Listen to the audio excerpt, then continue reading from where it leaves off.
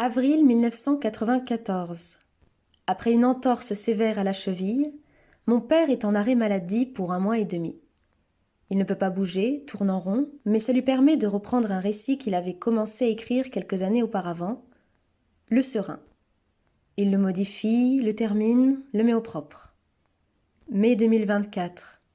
30 ans plus tard, il décide d'en faire une nouvelle illustrée. Pour cela, il fait appel à moi. Et c'est ainsi que commence ce joli projet familial.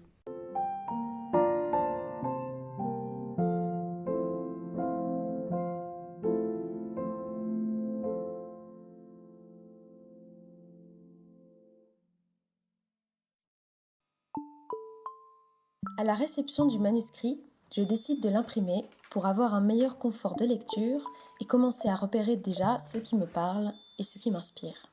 C'est une nouvelle, donc une histoire courte, mais ce n'est pas un album jeunesse, donc ça sort un peu de ce que j'ai l'habitude de faire.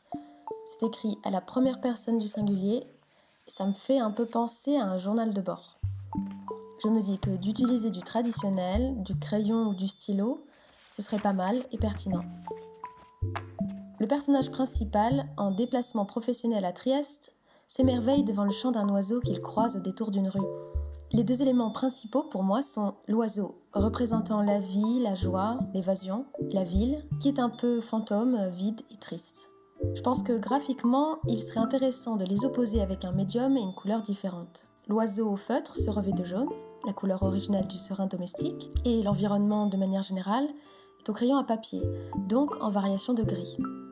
Dans cette histoire, malgré les interactions entre différents personnages, j'ai choisi de ne représenter aucun humain, pour renforcer ce sentiment de ville fantôme, de solitude éprouvé par notre protagoniste. Et en contraste, le seul élément vivant et mobile, c'est l'oiseau. Voilà, la direction artistique est choisie, nous avons un fil conducteur graphique. On peut commencer la prochaine étape, les recherches graphiques. Je fais un petit tour en magasin d'art pour choisir mes outils de travail pour les prochains mois. Nous avons donc 2 feutres jaunes Faber-Castell pour le plumage du serin, 5 crayons gris avec différentes duretés pour travailler avec de belles variations de gris. Le tout rangé dans le plumier de ma tante Véronique, récupéré il y a peu. J'ai aussi pris un carnet dédié à mes recherches avec une couverture jaune bien sûr et au format A4 pour plus de liberté de mouvement du dessin.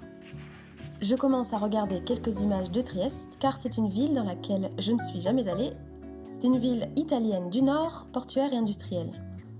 Je ne dessine quasi jamais de bâtiments, j'ai plus l'habitude de dessiner des choses organiques, des plantes, des animaux.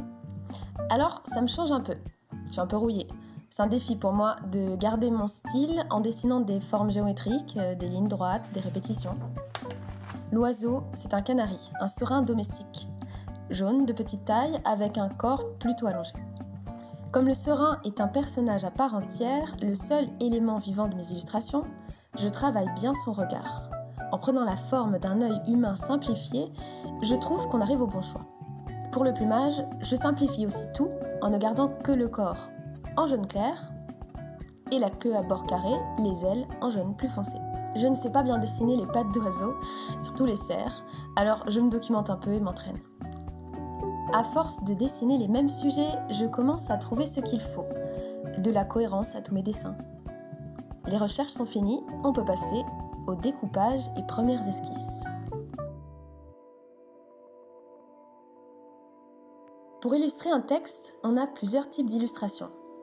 Les spots, petits éléments avec ou sans fond, les pleines pages et les doubles pages. C'est bien d'alterner ces différentes formes pour donner du rythme à la lecture et ne pas être trop répétitif. Maintenant que j'ai trouvé le style de mes illus, il faut que je décide quoi illustrer, à quel moment. Le but pour moi, ce n'est pas d'illustrer mot pour mot ce que mon père a écrit, mais plutôt de retranscrire ce que j'ai ressenti en lisant la nouvelle, d'installer une atmosphère, raconter mon histoire dans cette histoire. Mon père m'a laissé cette liberté et je le remercie. Il y a au moins une illu par chapitre, parfois au milieu, parfois au début. Pour l'ouverture du texte, je trouvais ça bien de commencer par une vue d'ensemble de la ville pour une immersion. Pour cette illustration, c'est la seule fois où j'ai copié une image de Trieste. Pour le reste, c'est une Trieste imaginée. Celle-ci, un peu de ville et un peu d'oiseaux pour introduire le chapitre de la première rencontre, comme un aperçu de ce qui se trouvera dans le chapitre à lire. Pour celle-là, j'ai choisi d'inverser l'ordre des couleurs habituelles, car il s'agit d'un rêve. J'ai donc mis l'oiseau en gris et le reste en jaune. Ici, un spot de valise, en fin de chapitre. Elle fait le lien entre la fin du chapitre et l'annonce du départ du personnage de Trieste. Il fait aussi le lien avec la toute dernière image du livre sur laquelle on voit la silhouette en ombre du protagoniste avec sa valise. Sur mon ordinateur, je fais un découpage grossier du texte et j'y intègre mes compos finales choisis, pour l'instant à l'étape de brouillon. Ça me donne une idée globale du livre pour passer à l'étape suivante, la finalisation des îlots. J'imprime une version miniature d'un chemin de fer que j'ai créé.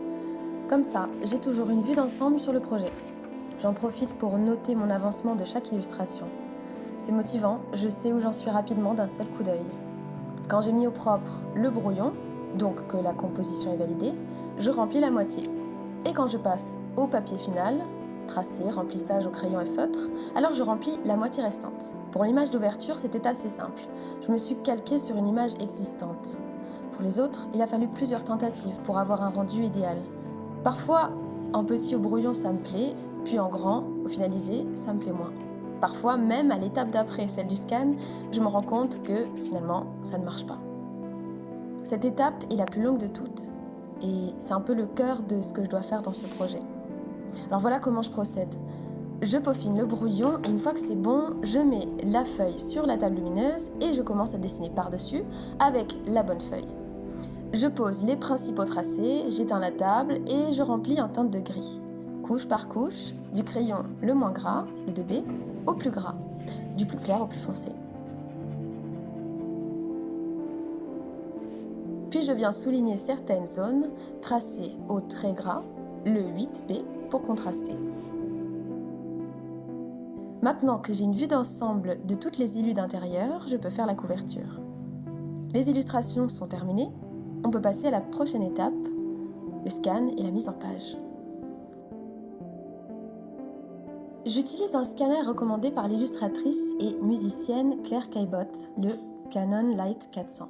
C'est un bon rapport qualité-prix, elle est légère et ne crame pas les images, c'est vraiment important quand on travaille en tradi, gouache, crayon ou aquarelle. Je scanne donc mes illustrations une par une en 600 dpi car je veux pouvoir les agrandir, recadrer à certains endroits sans perdre de la qualité. Et après, je les retravaille un peu en post-prod. J'enlève le blanc-jaune du papier original pour qu'il n'y ait pas de brisure entre les pages texte et les pages illustrées. J'augmente un peu les contrastes et j'applique les mêmes modifications sur toutes les illus pour qu'il n'y ait pas de différence de teinte de gris d'une page à l'autre. Enregistrées dans mon dossier final, elles sont prêtes à intégrer le texte.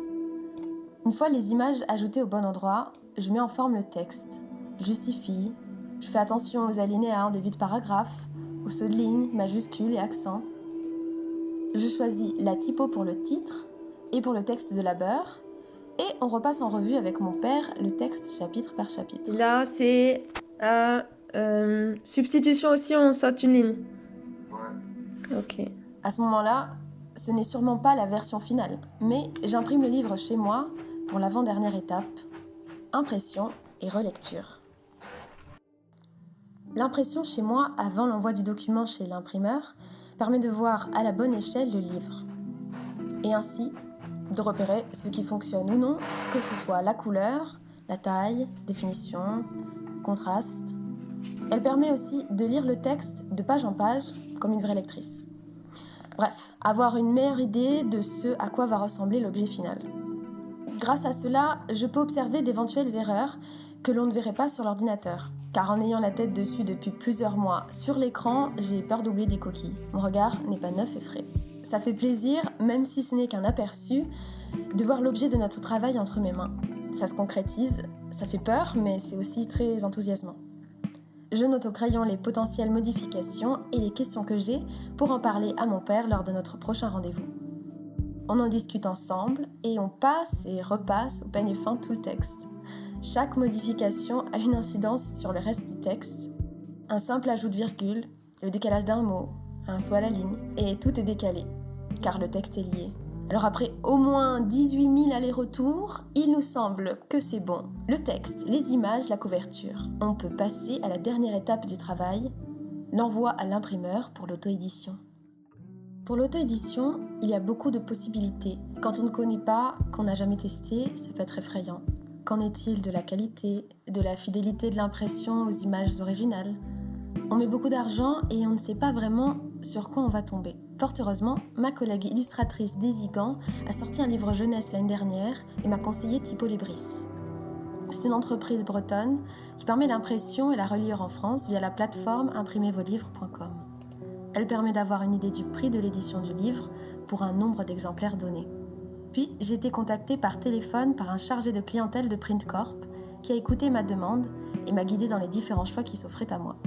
Type de reliure, de couverture, choix du papier. Il m'a soumis un devis, puis, à réception de notre paiement, un dossier a été créé. Il m'a transmis le guide PAO pour préparer correctement les fichiers à transmettre au façonneur. Taille des fonds perdus, numéro de sortie, résolution des images. En parallèle, il fallait créer un numéro ISBN, le numéro d'identification du livre, pour pouvoir en faire une utilisation commerciale, le vendre en librairie, le déposer en médiathèque, même le retrouver plus facilement sur Internet. Cela se passe sur le site de l'AFNIL. Il y a une autre étape à faire, avant ou à réception du livre, c'est la déclaration du livre à la BNF. Cela se fait en quelques étapes, mais ça peut prendre du temps. Il suffit de remplir quelques informations sur le livre, puis de l'envoyer par courrier. Enfin, j'ai été contactée par une autre personne de Print Corp, une fabricante en charge du dossier. Elle m'a guidée dans la préparation de mes fichiers pour l'intérieur comme pour la couverture. Pour la couverture, on peut voir ici le fichier de départ et le fichier prêt à l'impression. Pas mal de l'illustration est mangée, mais on garde l'essentiel, l'oiseau et les bâtiments. Une fois les fichiers conformes, le code barre avec ISBN intégré, tout était prêt. Nous n'avions plus qu'à attendre la livraison, prévue pour fin décembre.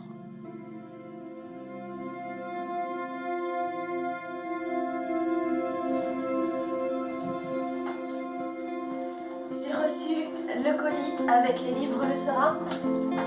Du coup, on va regarder ensemble.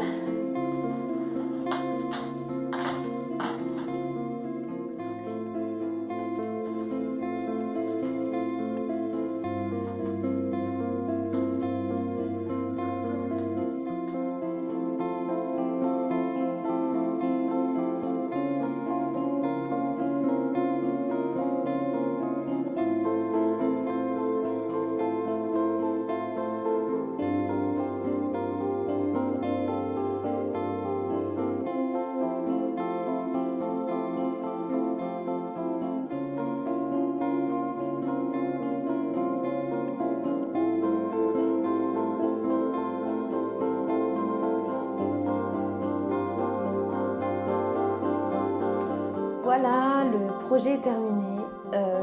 C'était une expérience assez extraordinaire pour moi.